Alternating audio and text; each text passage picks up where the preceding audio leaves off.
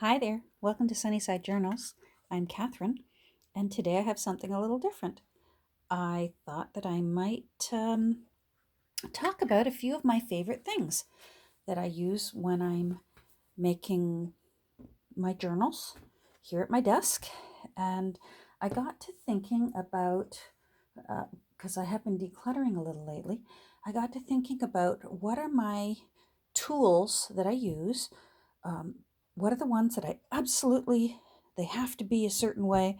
What are the things that are a little bit flexible? And, what can I not live without versus what is disposable or dispensable? So I thought, you know what? I'm going to make a little list.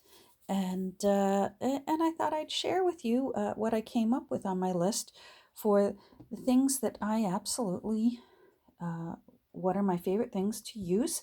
This is by no means a recommendation, and it's absolutely not sponsored. um, these are just the things that I like, and I'll tell you why I like them, and you might like something different. Um, yeah, so these are the things I like, and yes, that favorite is spelled with a U in it because I am Canadian. Proudly born and bred Canadian. So let's get started. I thought the first thing that I would talk about is my favorite scissors. And my everyday all purpose scissors are just regular scissors. I think I got these in a package of like three scissors, three different sizes, and two of them have gone missing. And these ones are still on my desk, and they do the job. They're just fine. My favorite scissors that I cannot live without, and if I lost them, I'd immediately order a new pair, are my little spring Fisker scissors.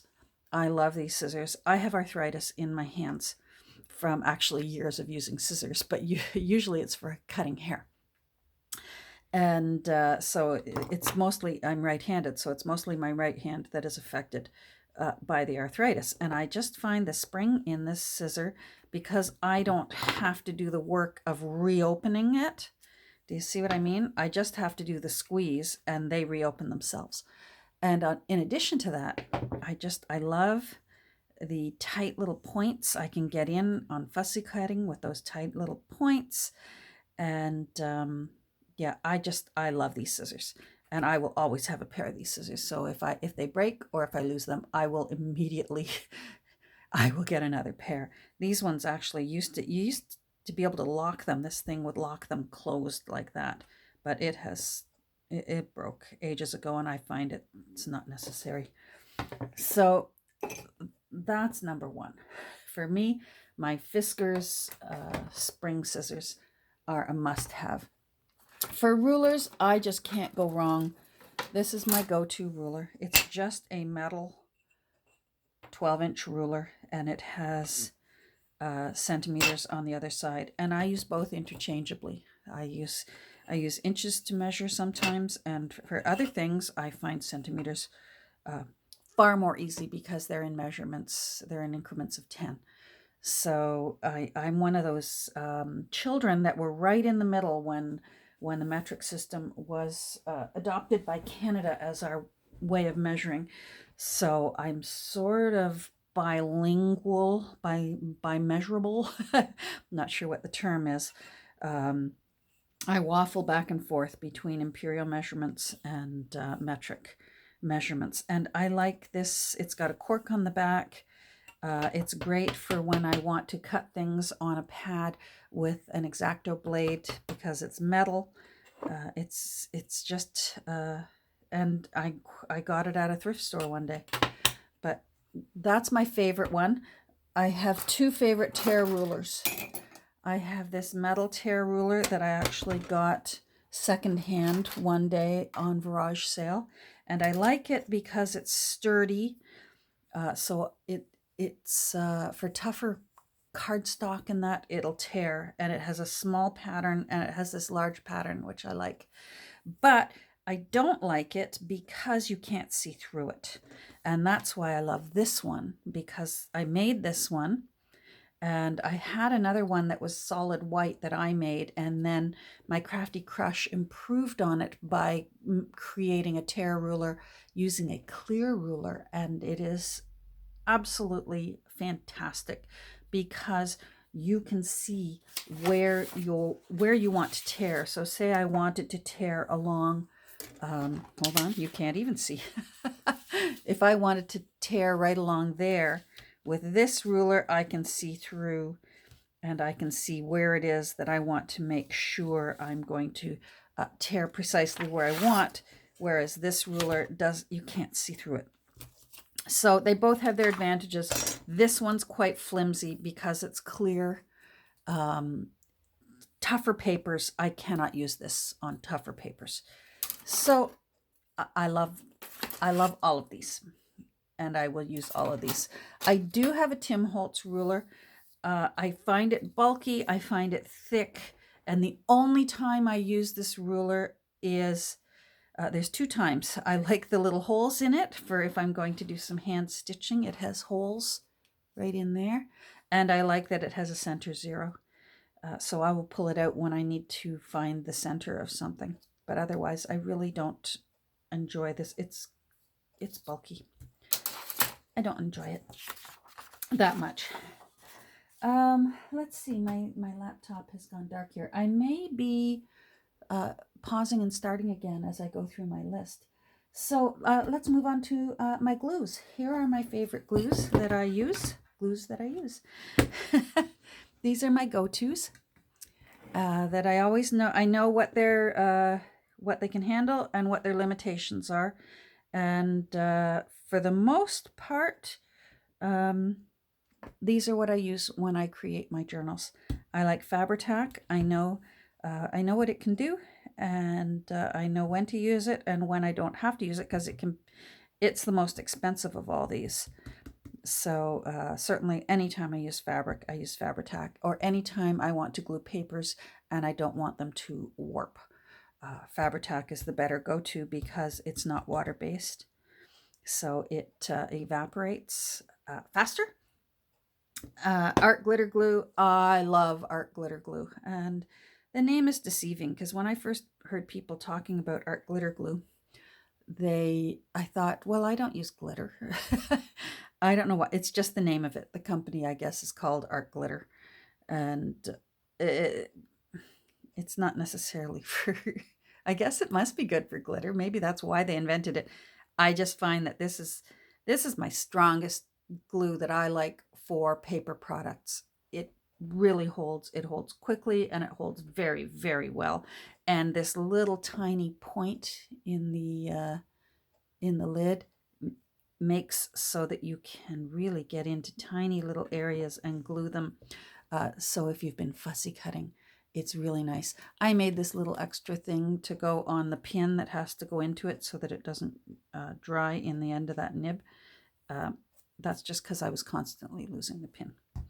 I seldom use glue sticks, very seldom. But if I do, I just use a basic Elmer's glue stick. I have tried all the glue sticks going, I swear. Yoo-hoo and all of those different brands.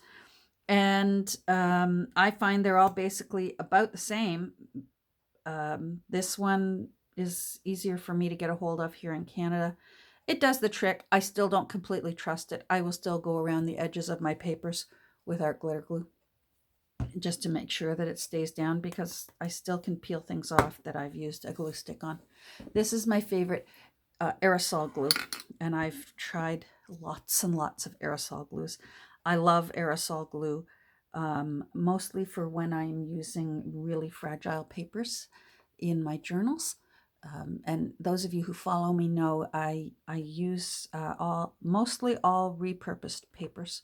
So a lot of them are either very old or they're of an age that I don't know how old they are because I've bought them secondhand.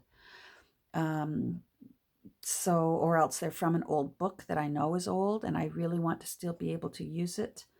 And by using aerosol spray adhesive, I can adhere fragile papers onto stronger paper. And this one is terrific because it can be temporary or permanent depending on whether you apply it quickly or whether you wait wait a bit longer and then apply it, and then it apparently is movable. I never want anything to be movable. I want it permanent.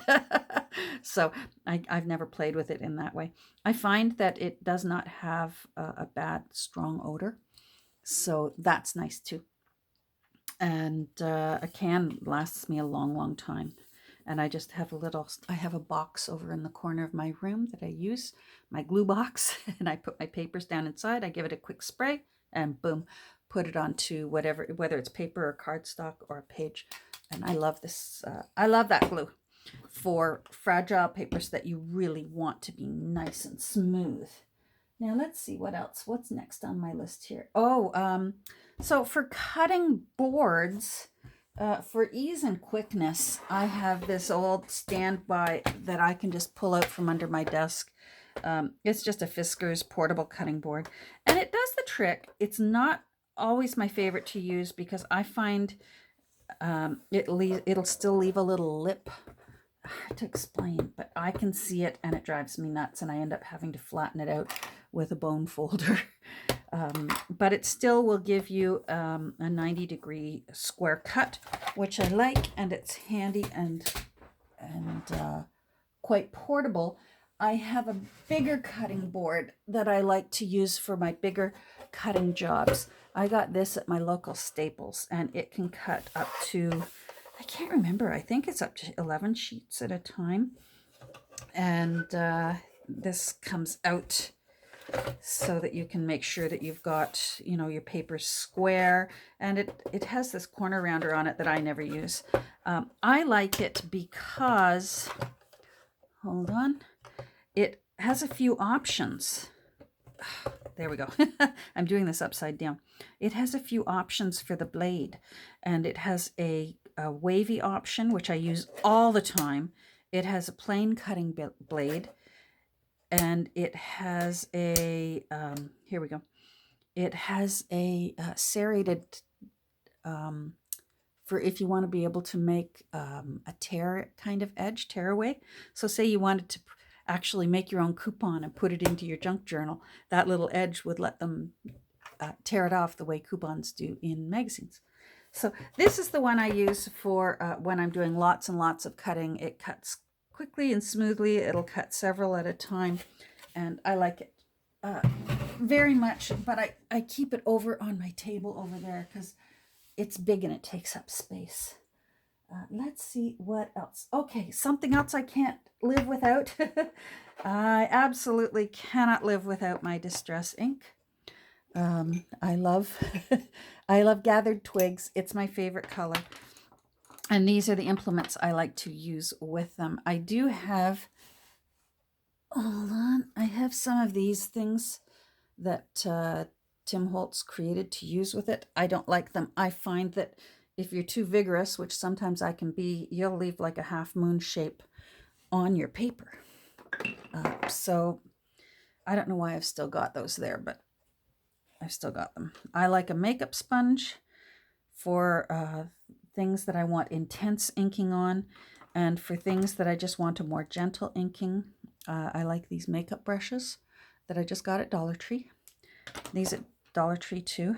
And then I just recently, thanks to the recommendation of a friend, this tiny little makeup brush gets into little spaces on fussy cuts, and that's one of my new loves now. So I love gathered twigs. I buy the refill inks and just keep refilling the pad. So I have a few other colors that I like, but if it was a deserted island thing, gathered twigs is the one I would, if I could only have one, it would be gathered twigs. But I do also like antique linen. I use that a lot. I use the tea color a lot. And of course, most people's go-to is the vintage photo. And sometimes I will use it. It's not my favorite. If I want an orangey shade, because some papers really do age in an orangey color, I do tend to go for the tea dye one. It's quite orangey. You can see with that sponge there, it's quite orangey. So those are my other inks that I will use, But if somebody said to me, okay, from here on in, you're only allowed one distress ink, it would be the Gathered Twigs. That's my favorite shade.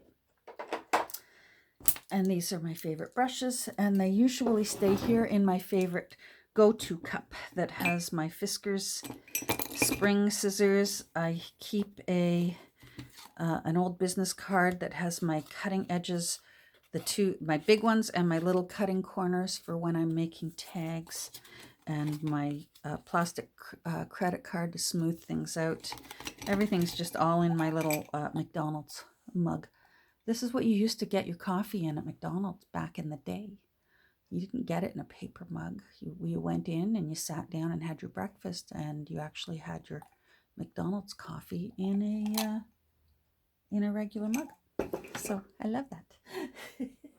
All right, another one of my things that I could not live without is just my plain old clean paintbrush. I use this to clean off my desk if I've been doing a lot of cutting or a lot of dusting or a lot of work that creates fallout. I use this all the time, every single day. And one of the reasons why I use this a lot is because this is another one of my go-to things, is a sanding block. This is just a regular hardware store sanding block. I got this one at Home Depot. I have some sponge ones. You can buy the sponge disposable sanding blocks.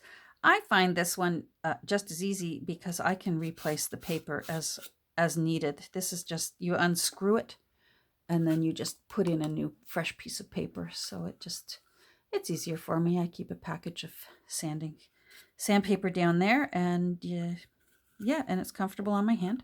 And I use my sanding block pretty well every single day for a variety of reasons, for making things look old that aren't old, for wearing down the edge of a piece of paper if you don't want the edge to be so blunt, to blend things, to wear things off. A sanding block really is, that's probably in my top 10 of things on my desk that I would absolutely need to have. Let's see what else is on. I'm looking at my list over here that I created for myself. Oh, okay. So for when I'm making curved spines, I have two wooden rolly things. This actually is from an old rolling pin that I got at a thrift store. So this is for if you're wanting to curve a spine. I like using these if I'm cutting a spine. I will wrap it onto one of these overnight, and then you end up with a nice curved spine. This is a smaller one. I find I use this one more often because this will give you a more intense curl. Let's pretend that this is too wide, but pretend this is a spine. What I will do is I will curl it around this doweling, and then this is just a knee high, and I will just literally wrap the knee high, and I try and keep it flat around. I'm doing this fast. You want to sort of spread it out and wrap it around, and it goes all the way around, and spread it out. And then I just put an elastic around there. I have a bag of elastics over there, and I'll just leave that overnight. That way you don't even have to get it wet. Some people will wet their boards, and some people even use like glycerin and stuff to get a curve. I just find that if I'm patient, if I get this ready in the evening, well, look at that, it's already curving. These two sizes are my go-to sizes, and they're handy. Oh, need my pantyhose. Let's see. Oh, now this is where I need to pause. I gotta go get my next go-to thing. So my next go-to things are, I love my own homemade paper press that I made following Sea Lemon's instructions. I love this. I use this with every journal I make. I love it. My only catch for this is sometimes the papers have to be able to fit in between these screws, and I wish I had made it bigger. Sometimes it's not big enough for the papers that I want to flatten. But if that's the case, I will use these two cutting boards. I got these from the dollar store as well. Oh, I'm dropping things everywhere. I have two cutting boards here. They're just bamboo cutting boards. And then I will put, say this is a stack of papers. Again, I try and plan out at night for my day the next day. So I will put papers in between, even if it's tea-dyed papers that are dry, but they're still crumply. And then I just get out my bricks. These are just construction bricks, and you can buy them at garden centers. I think these were like 50 cents each, and I just wrap them in tape. And this is actually my granddaughter's hockey tape. Isn't it the best? It's rainbow colors. I love it. Anyhow, I think of her always when I use my bricks. And I use my boards and my bricks every single day. I also use my bricks. They're usually within reach over here. If I've made, like even a stack of journaling cards, but you've used tacky glue, like Aleene's tacky glue. I do have tacky glue, and I will use it from time to time. It's not my go-to glue. But sometimes when you use tacky glue, because they're water-based, your thing can dry kind of wavy.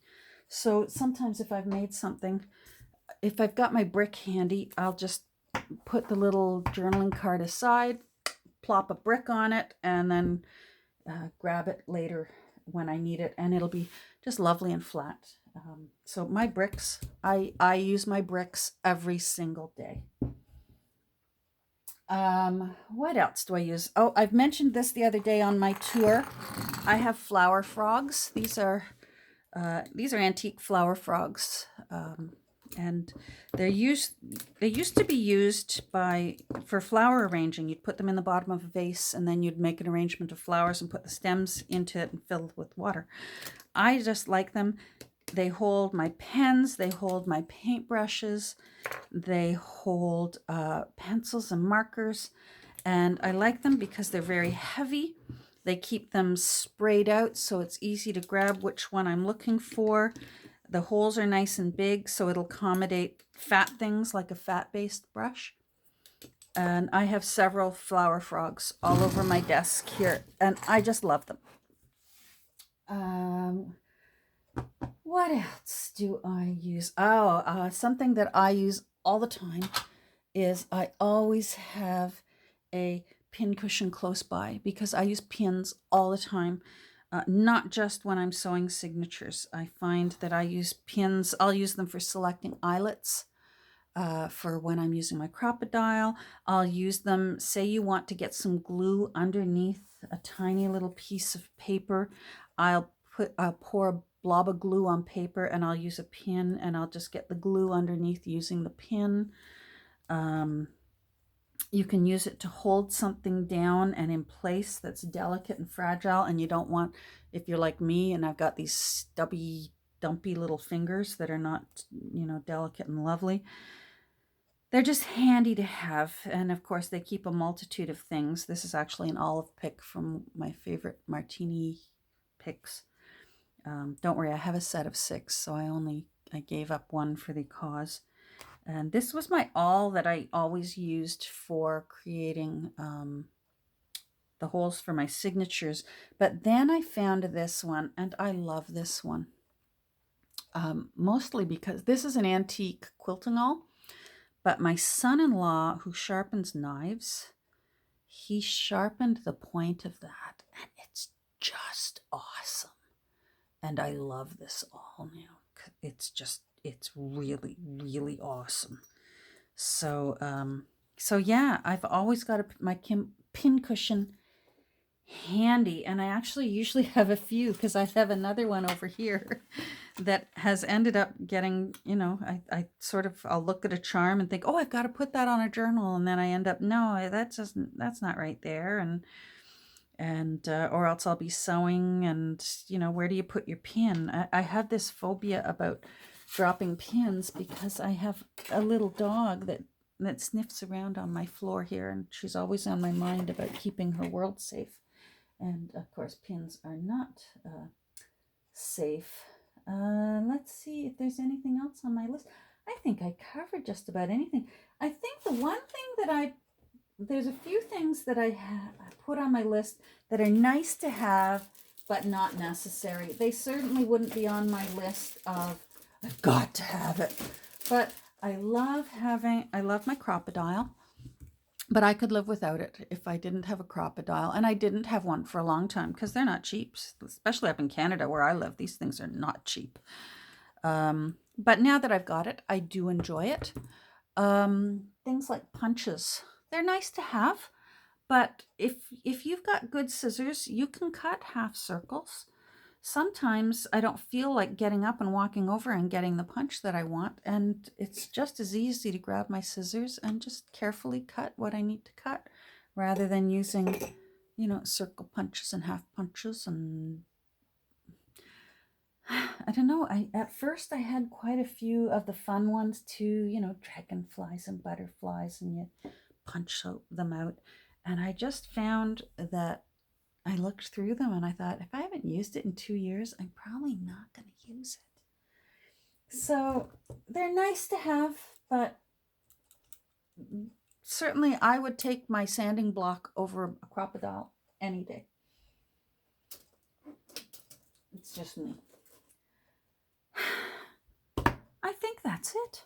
I think I covered all my favorite things for when I'm making my journals. These are my go-to things for when I'm working on all the old papers and old magazines and old books that I gather together. I'll try and do another episode tomorrow. I've done a bit more work on Her Royal Highness here, and she's really coming along pretty. You'll notice here that I changed up the lace. It's an artist's prerogative to change your mind, and I found some old hand crocheted lace, and I just love it. So I went through and I did a lot of sewing, and I put some edgings on some of the front pages of the signatures. And, well, we'll get into that tomorrow. I'll try and do an update on what's going on with Her Royal Highness Infanta Isabella Clara Eugenia. That's quite a name. Yeah. Anyhow, thanks for visiting with me. I hope you enjoyed this. If you've got favorite things that you use that you could not live without when you make your junk journals, I'd love to know what it is. Feel free to say something down in the comments. I'd love to know what it is that you absolutely could not live without when you're creating your journals. Yeah, you know what? I hope everyone's doing well. I hope you're staying healthy and staying safe. And if you can't stay home, I hope you're staying far away from everyone else as far as you can. Take care, everyone. We'll talk soon.